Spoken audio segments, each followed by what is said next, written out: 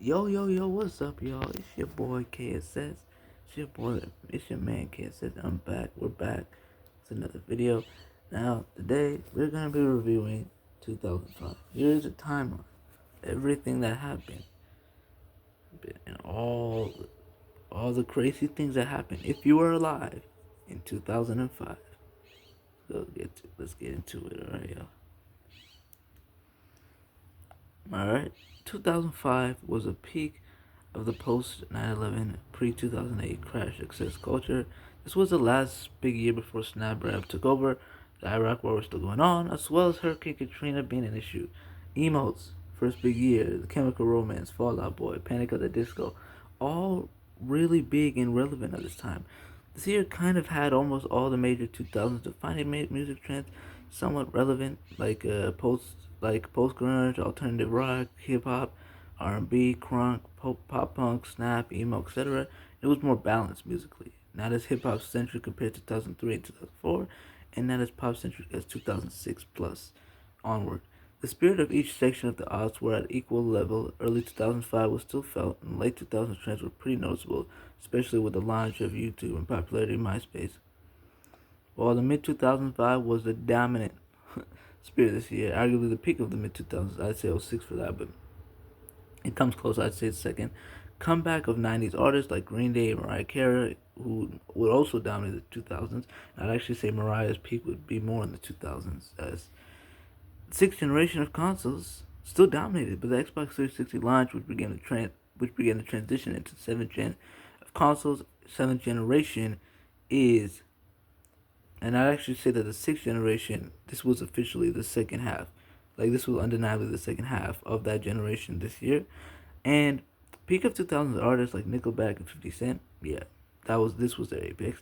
That debut of 2000s defining shows like The Office, How I Met Your Mother, and Everybody Hates Chris. Peak of the Sin City era of Cartoon Network, which I watched growing up. Peak of WWE's Ruthless Aggression era, which I also watched growing up. Many 2000s defining films / movies like Shark Boy and Lava Girl, Coach Carter, The Longest Yard, Robots, Four Brothers, Sky High, Get Rich or Die Trying, Hustle and Flow, Madagascar, Are We There Yet, The 40-Year-Old Virgin, Charlie and the Chocolate Factory, Chicken Little, etc. All classics.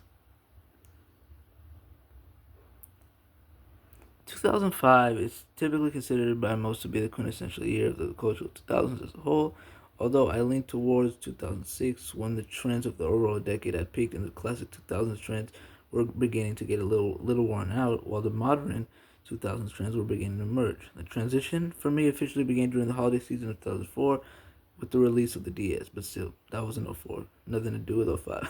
So there was a bit of a clash there. We were in the midst of a transitional phase into the next phase of the culture of 2000s, and yeah.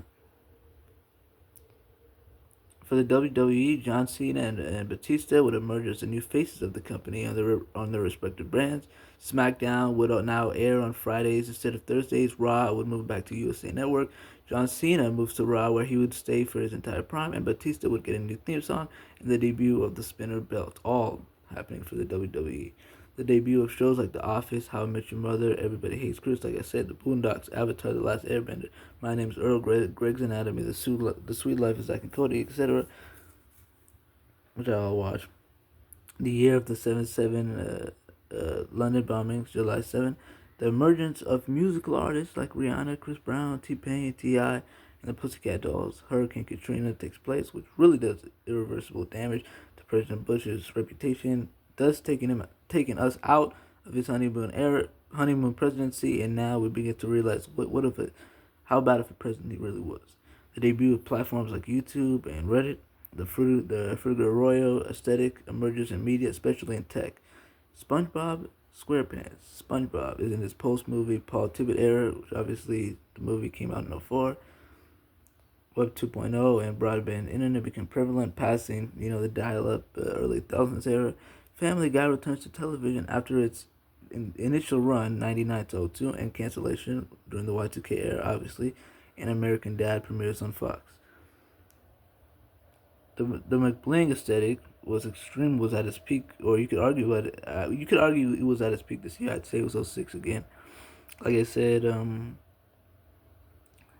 the quintessential year of the post 9/11, pre 2008 crash, geopolitical digest, uh, yeah, pre Great Recession, the Iraq War, and the War on Terror as a whole were central issues for U.S. geopolitics. The Patriots dynasty was still dominating the NFL, DVDs at their absolute peak.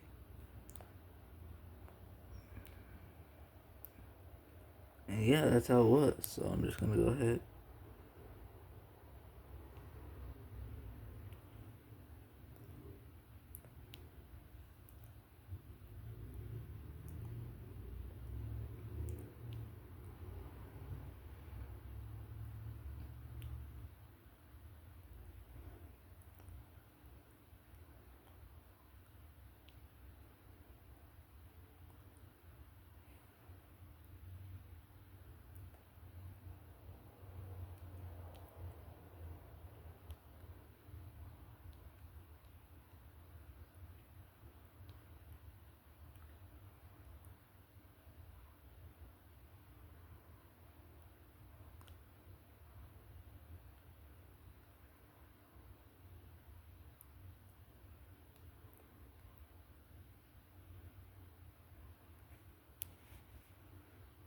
Alright, now we got Moral 5.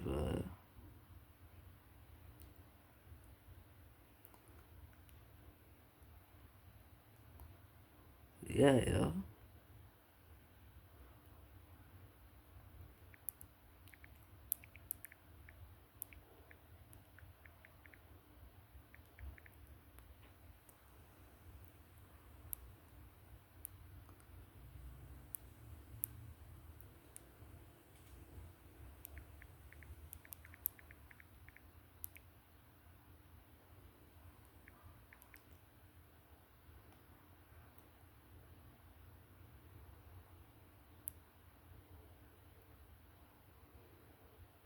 1988.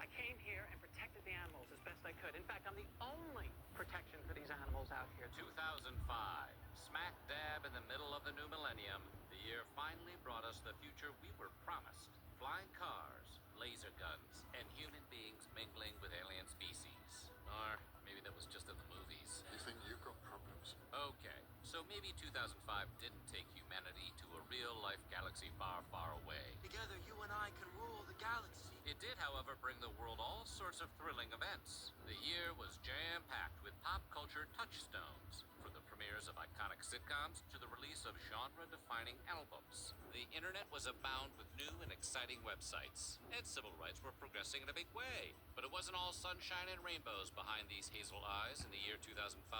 Natural disasters and terrorists took the lives of thousands across the globe, and over 4 million people traveled to the Vatican to mourn the passing of a pope. And through it all, we were collectively watching to see whether Jim was finally going to tell Pam how he felt. Today, we're going to talk about the news, culture, sports,